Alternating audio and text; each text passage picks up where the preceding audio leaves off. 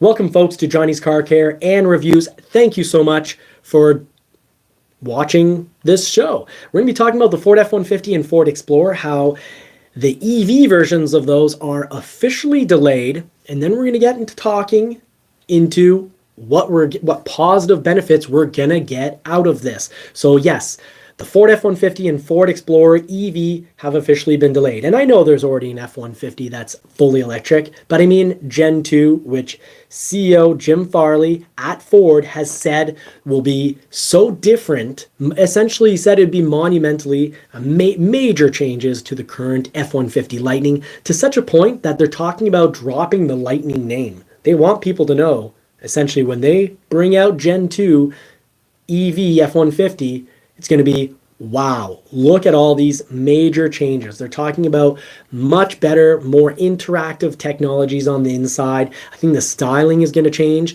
a ton. It's going to have to, because they're changing the complete platform. Right now, it costs a good amount of money to take an F-150 platform and stick batteries to it. The new platform is going to be a lower cost option, and we're supposed to get it in 2025. But we've got delays, folks. Let's cover what those look like.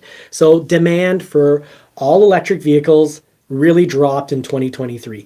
BYD for Q1 of 2024 saw it was a 43% sales decrease over at, there's no longer any sales growth from Tesla, which doesn't help that Elon Musk, as much as I agree with a lot of what he says, but when he tweets, the rare small little tweet, the media jumps in on that because they don't like him. The media is very left leaning and going along with the current agenda. And Elon Musk isn't having it.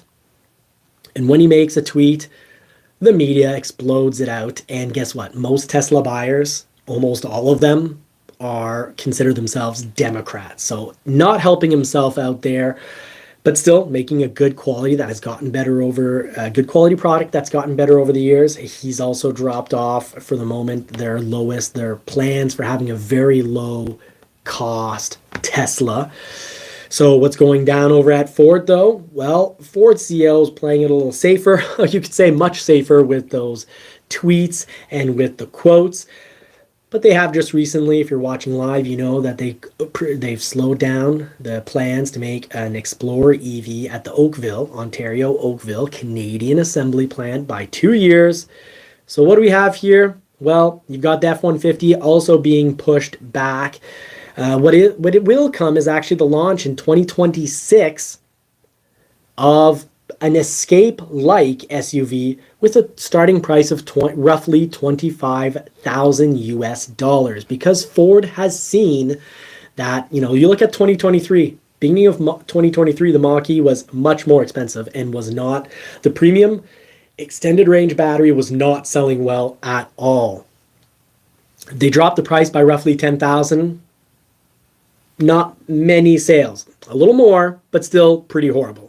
Then they dropped the price recently by $5,000 and brought leases down to 0.99%. What happened? Sales exploded. And I mean really skyrocketed. Incredible sales. They sold 10 to 12 months of Mach-E inventory, in most of it in 4 weeks, and it's now coming around the 8-week mark, and it's dropping like crazy.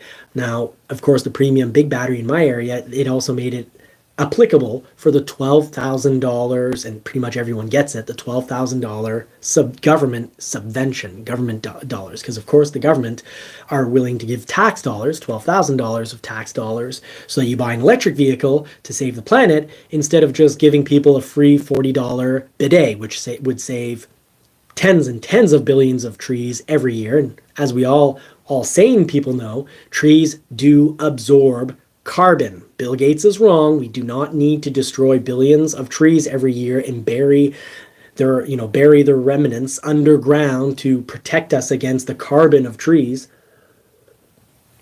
Folks, Bill Gates is not the science people, because he has asked, what are we, the science people, or are we not the science people? He's definitely not the science people.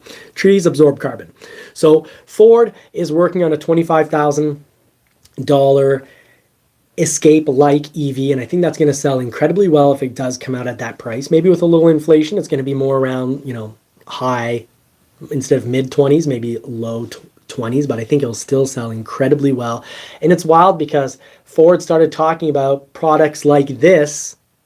I remember back in 2013 and 2014, reading insider notes, saying what Ford's direction was. And, basically it's like pumping up the team of like, hey, this is the direction we're going to go. We've got a super exciting future.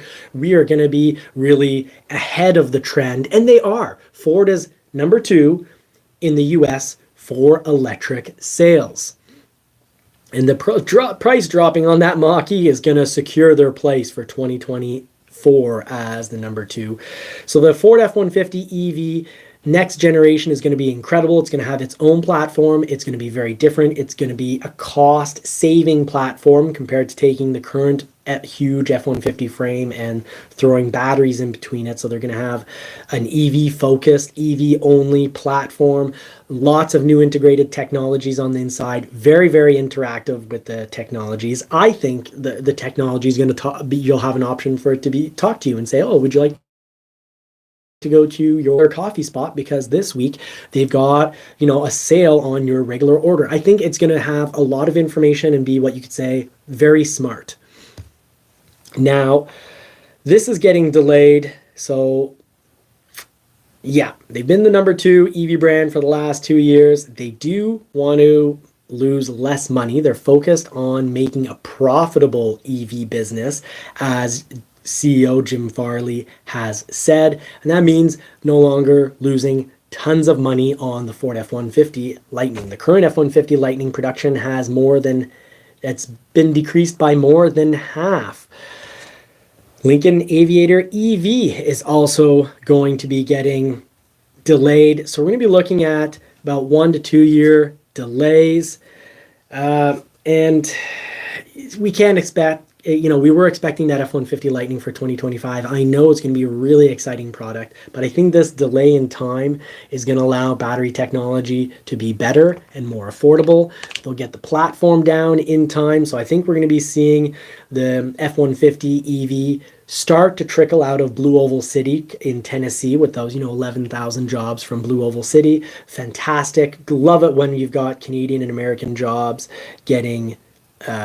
being created, but instead of 2025 we're looking at 2026, and for the Explorer we're looking at 2027. So kind of a big story there. That's what's going down. Now what's the overall result of this? Well, we've already discussed part of it, a $26,000 Ford Escape-ish vehicle, but let's talk more about your Ford Maverick, your Ford F-150, your Ranger, your Ford Bronco. Let's talk about essentially, all the other models